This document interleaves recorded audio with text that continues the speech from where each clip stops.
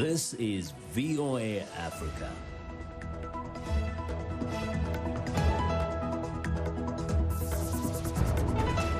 Hello, I'm Esther Githui-Ewart. It's Thursday, October 1st. This is Africa 54. Due to the global outbreak of COVID-19, Voice of America is taking every necessary precaution to safeguard its employees. So our broadcast will look a little different today and in the near future as we, out of an abundance of caution, reduce our staffing at VOA headquarters here in Washington. We're working to help keep you informed about what's going on, and we appreciate you staying with us on Africa 54. Thousands of refugees in Sudan are desperate for humanitarian support as torrential rains in the country have caused flash floods and devastated whole communities. Adam Reed reports. 80-year-old Bak can't ever recall seeing floods like those that have wreaked havoc in Sudan. He's a refugee from South Sudan and is one of an estimated 800,000, according to UN figures, affected by devastating floods caused by heavy rains. For 7 days the water was all around here and here to the inside. Thousands of refugees, internally displaced people and people in their host communities have lost almost all their possessions, the United Nations Refugee Agency has said. Bak was left stranded for days as his shelter close to the Blue Nile was left submerged in water. He says he couldn't move because he did not want to leave his belongings, and now he's been left struggling to even find his clothes. Flash floods have seen water levels of the Nile rise as high as 17 metres, leaving thousands like Bak in desperate need of support. Agencies say humanitarian assistance is needed, but funding remains limited. As of mid-September, the UNHCR had received just 38% of the almost $275 million it needs for its operations in Sudan. Reuters' Adam Reed with that report. Farmers in northern Nigeria have lost more than 2 million tons of rice, 25% of the country's projected harvest, due to flooding. Despite the loss, Nigeria is upholding a year-long ban on land-based imports of rice to crack down on smuggling and boost local production. Ifyoke Tang reports from Agugu in Nigeria. Ibrahim Abdullahi is looking at what remains of his 350-hectare rice farm in Nigeria's Kebbi state. Abdullahi was expecting to harvest 300 tons of rice, but weeks of severe flooding means he'll be lucky to get 100. Since when I started farming, I have not experienced intensive cultivation of rice as now, because a lot of people are into the rice farming. But unfortunately, we experience this intensive flooding that we are experiencing now. And our farmers are now counting losses because 90% of our farmers, they have lost what they have cultivated. Nigeria's biggest rice-producing state, Kebbi, had projected 2.5 million tons this year. But heavy September rains washed away 2 million tons, which could cause a further jump in the price of the grain. If rain have already washed away all the farm product, you know the goods will be rising up. Are you hearing me? Because a little one that they have on the ground, they will make sure that they recover the one that the water moves away. So that they will double the price. With Africa's largest population, Nigeria annually imports billions of dollars of rice and wheat, but hopes to become self-sufficient. Last year, Nigeria closed land border imports to crack down on smuggling and boost local rice production. Despite the lost rice, Nigerian officials say a ban will remain in place and affected farmers will be compensated. The government and even the financial institutions have put a machinery in force. So many who have lost now are already preparing for the dry season farming. And that is where the synergy should. Nigeria's Farmers Association say better groundwork is needed to capture rains so that they can prevent flooding and have a steady water supply during the dry season. Flood reduction will also help save homes and the displacement of thousands of Nigerians from overflowing rivers. Ifyok Etang for VOA News, Argungu, Nigeria. The director of Poland's Auschwitz Memorial is offering that he and another 119 volunteers serve the 10-year prison sentence given to a 13-year-old boy in Nigeria. Soraya Early reports. A 13-year-old Nigerian boy sentenced to 10 years in prison for blasphemy has been offered some unexpected help. The head of Poland's Auschwitz Memorial says he and 119 other volunteers will each serve a month of Omar Farouk's sentence in a Nigerian prison. Piotr Czewinski, who runs the memorial to those killed in the Auschwitz concentration camp, said people from across the US, Europe, Asia and Africa had offered to take the teenager's place. This is really encouraging because it shows that we're a society that's truly able to make a significant, concrete sacrifice for another person. In a letter to Nigerian President Muhammadu Buhari, Czewinski asked for a pardon for Farouk, who was sentenced by a Sharia court in Nigeria's northern Kano state last month. He was accused of making blasphemous statements during an argument. If a pardon is not possible, Czewinski said he and the volunteers could take on the punishment, and he's now waiting for a response from the presidency. I hope that this answer will come and that it will be in agreement with what we all feel in our conscience, that these sorts of things really shouldn't happen. It's not the only blasphemy case in the country to be attracting international attention. On Monday, UN rights experts appealed for the release of a 22-year-old singer who has been condemned to death over an allegedly blasphemous song. Yahya Aminu Sharif was also sentenced by a Sharia court in Kano after performing the song and sharing it on WhatsApp. A statement for a group of UN rapporteurs said the sentence broke international law, adding music is not a crime. Two spokesmen for the presidency declined to comment on either of the Kanu court rulings. Reuters' Soraya Ali with that report. The story of how Paul Rusesabagina protected Hutu and Tutsi refugees during the Rwandan genocide was the subject of a 2004 Oscar-nominated film, Hotel Rwanda. But Rusesabagina was arrested last month in Rwanda, accused of funding rebel groups. Observers tell VOA they fear his conviction in a Kigali court is a foregone conclusion. VOA Salem Solomon has the latest. Paul Rusesabagina is the hero in the Oscar-nominated film Hotel Rwanda, which told the story of his efforts to save Hutu and Tutsi refugees during the 1994 Rwanda genocide. But today he's awaiting trial in Kigali, charged with sponsoring rebel groups and terrorism-related offenses. Civil rights groups and those who know him say the circumstances of his arrest and detention are questionable. Rusesabagina says he was invited by a friend to speak in Burundi, but when he boarded a private jet in Dubai, he was instead flown to Kigali and arrested. Having known Paul for almost 15 years, there's not the slightest chance he would have gone to Rwanda voluntarily, because he knew something exactly like this would happen to him if he went to Rwanda voluntarily. Endless believes the process was illegal. This was clearly illegal, whether you want to call it extraordinary rendition, kidnapping, illegal abduction. When a person gets on a plane and it is under a false pretense with the intention of bringing them somewhere to arrest them, that is internationally an illegal process to bring that person to the country. But Rwandan President Paul Kagame defends Rusesabagina's detention. There was no kidnap, there was no any wrongdoing in the process of his getting here.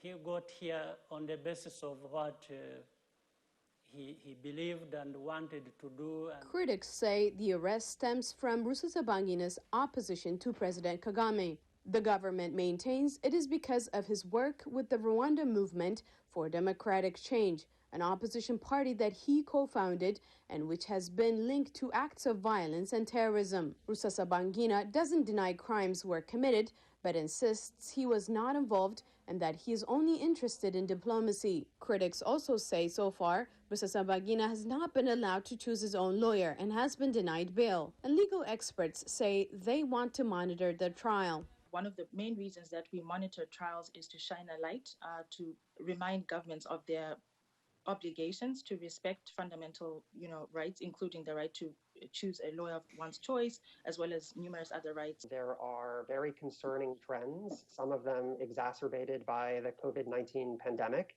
in terms of the instrumentalization of courts against the vulnerable or those who criticize the government.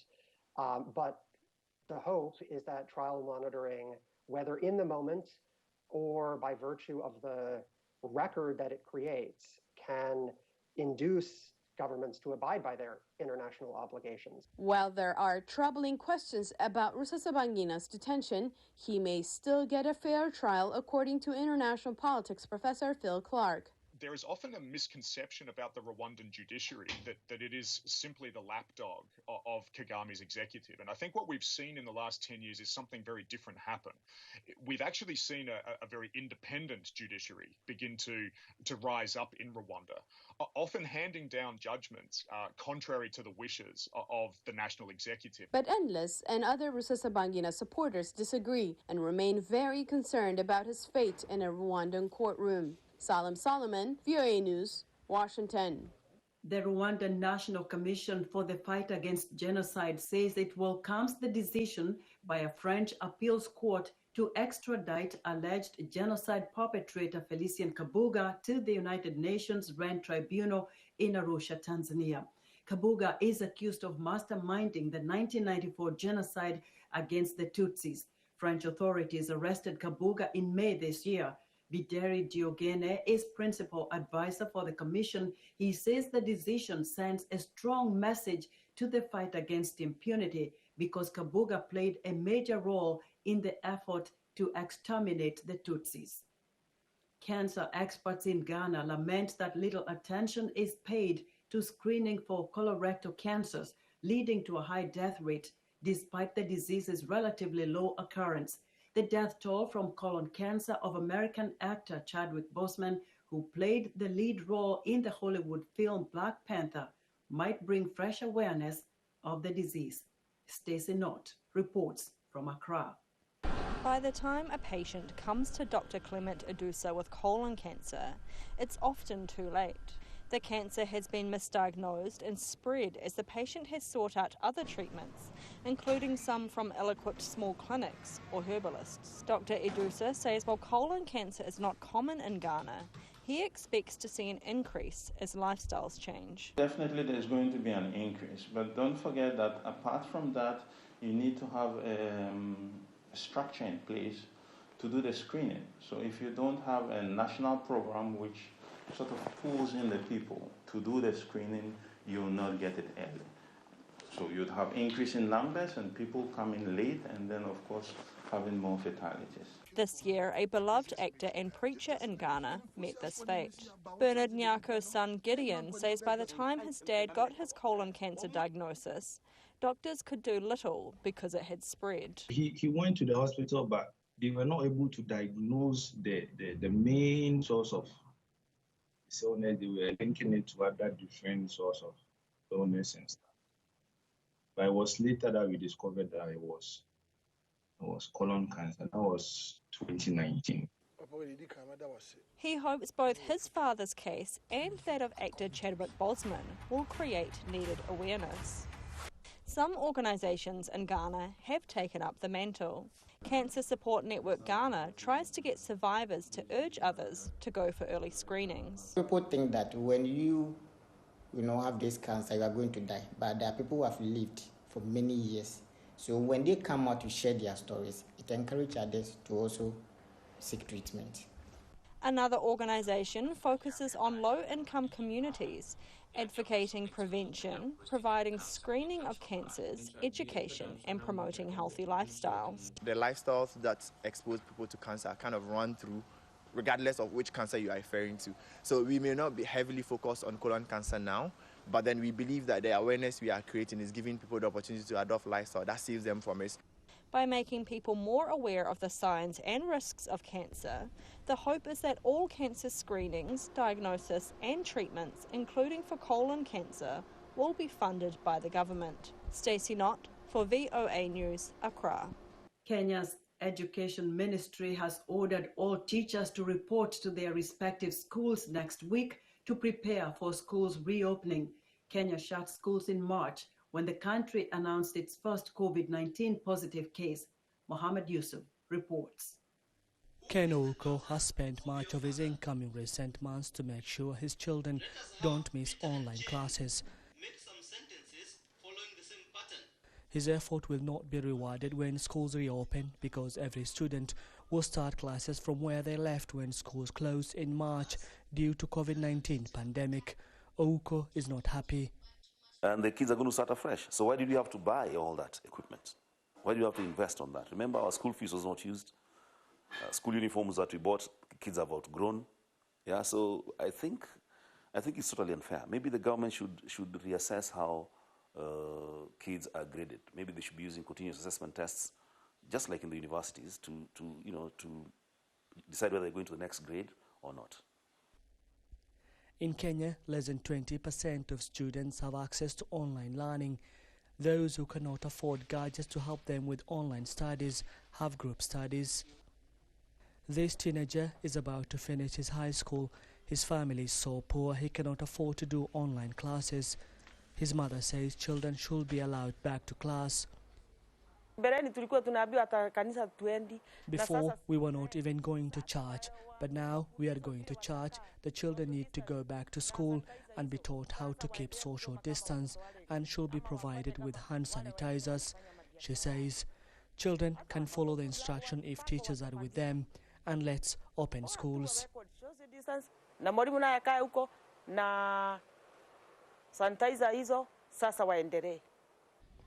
According to UNICEF, 1.5 billion children globally have been affected by school closures.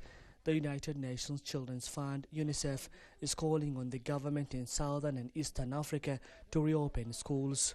But for the purpose of egalitarianism or equality, I think it will be fair that each and every student starts from where we left. Because I'm one teacher who strongly believes that education is a social equalizer. Are we really practical to ensure that the Kenyan public schools especially are ready in terms of safety to admit our learners and teachers and any other educational stakeholder? At the gate there, are we ready to put a thermometer to test the temperature of everybody entering the school? Do we have sanitizers? For those reasons, Kenya will open schools when it is safe for every child. Mohammed Yusuf for VOA News, Nairobi. We're excited to hear what you think about Africa 54 and the stories we cover. Join the discussion on Facebook. The address is Africa 54. We're also streaming our broadcast live on Facebook. Please watch and share our show with your friends. Also check out our headlines 24/7 on voaafrica.com. Still to come, analysts weigh in on the first U.S. presidential debate between President Donald Trump and Democratic nominee Joe Biden. We'll be right back.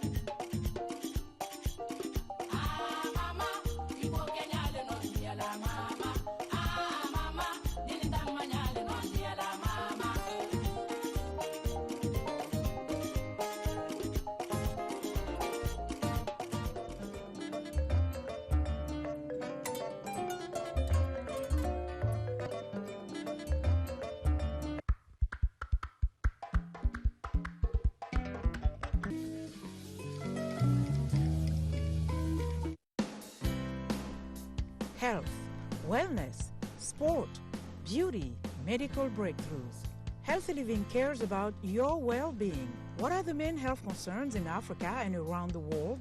Find out the latest on coronavirus. Connect with our experts and ask them questions. How long does the virus stay? Join me, Linor Moudou, in Washington every week on Healthy Living, right here on VOA.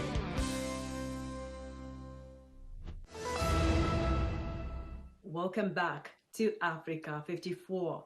Millions of Americans are at risk of being evicted from their homes because of the economic havoc caused by the coronavirus pandemic. Historic numbers of workers have lost their jobs or are being forced to take pay cuts. The Centers for Disease Control and Prevention recently issued a temporary ban on residential evictions through the end of the year. But as VOA's Julie Tabo reports, that order has come too late for some Americans who have already become homeless. Chrissy Island is packing up the last of her belongings as she prepares for the inevitable. The young mother of 3 is about to be evicted from her home in Kansas City, Missouri. It was so quick. It just happened really fast. She was shocked, she says, at how quickly her life spun out of control. I was working for a mom and pop flooring company that went under due to the COVID, and I had to immediately get a new job, causing me to take a $4.50 decrease in my pay, leaving me really short rent-wise, causing me to now be taken out of my home. Island's 2 youngest daughters are staying with relatives as she tries to figure out her next move. I miss the noise, just the noise of having the kids in the house, the noise of just family, it's undescribable, really. It's sad. It's sad. Wilson Vance is with a housing advocacy group, KC Tenants, in Kansas City. Chrissy is one of the thousands of tenants within Jackson County, Missouri, that has been evicted since our eviction moratorium expired May 31st. And so her story is exemplary of so many other people in Missouri, in Kansas City, around the country. Experts say America is headed towards an eviction crisis. An estimated 30 to 40 million people are at risk of eviction in the next several months without swift and significant federal intervention, according to the Aspen Institute Financial Security Program. This represents a huge increase from the 3.6 million eviction cases filed in the U.S. each year before the pandemic struck. But a recent order by the Centers for Disease Control and Prevention has temporarily halted residential evictions to prevent the further spread of COVID-19, protections that have come too late for Island, who is one of millions whose supplemental federal unemployment benefits have also run out, leaving her with limited options. Vance says more needs to be done by lawmakers in Washington. The idea that housing is a human right is becoming less and less radical. And it's our job as tenants who are impacted and as organizers across the country to make sure that we keep this momentum up and that we make sure our leaders actually are held accountable. With the CDC eviction ban in place and no federal aid package on the immediate horizon, many property owners are also losing out. We do have landlords that are very, very upset about this, the CDC's requirements, especially landlords that are dependent on rental income as their income. I feel that if the government doesn't step in and help the landlords, there's going to be a major housing crisis. It's going to be disastrous because the tenants will not have the money to pay back all this rent in January. Let's get the last little bit of stuff. Okay. Chrissy Island was evicted soon after talking to VOA. She's currently living in a motel as she tries to remain hopeful. There will be an uphill incline eventually. I can only go so far down before it's got to go back up, right? Julie Tabo, VOA News, Washington.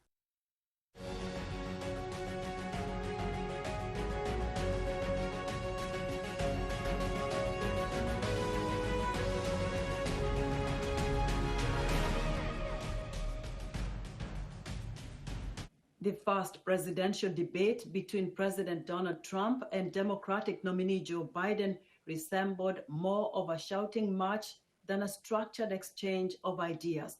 Debate organizers say they are working on changes to ensure a more productive discussion for the candidates' next encounter, but analysts say the chaotic outcome of their first meeting is also a reflection of the country's deep political polarization. White House correspondent Patsy Widakuswara reports. Social media exploded with memes during the first presidential debate between President Donald Trump and Democratic nominee Joe Biden, with many viewers characterizing it as childish and as old men yelling at each other.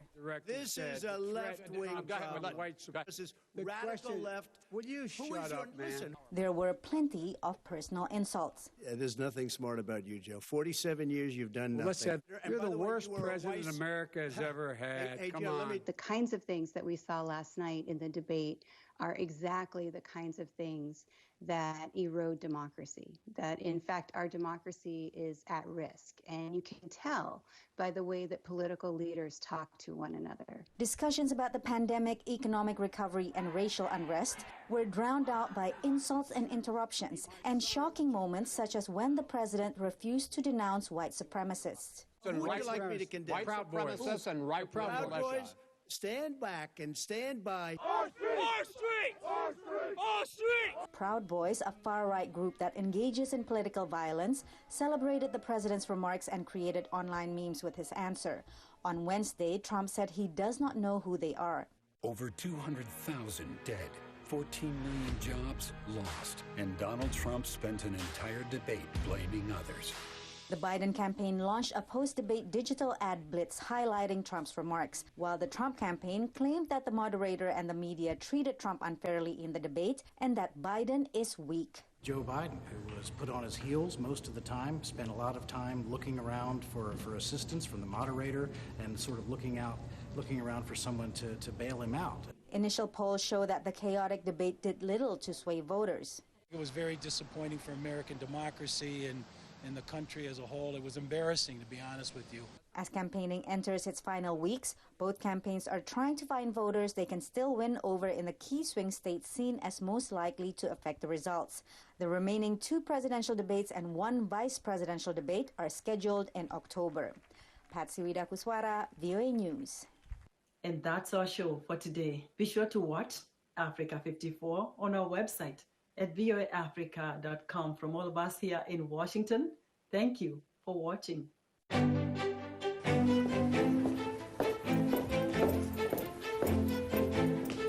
Being part of Our Voices is about more than just sitting here and talking about women's issues.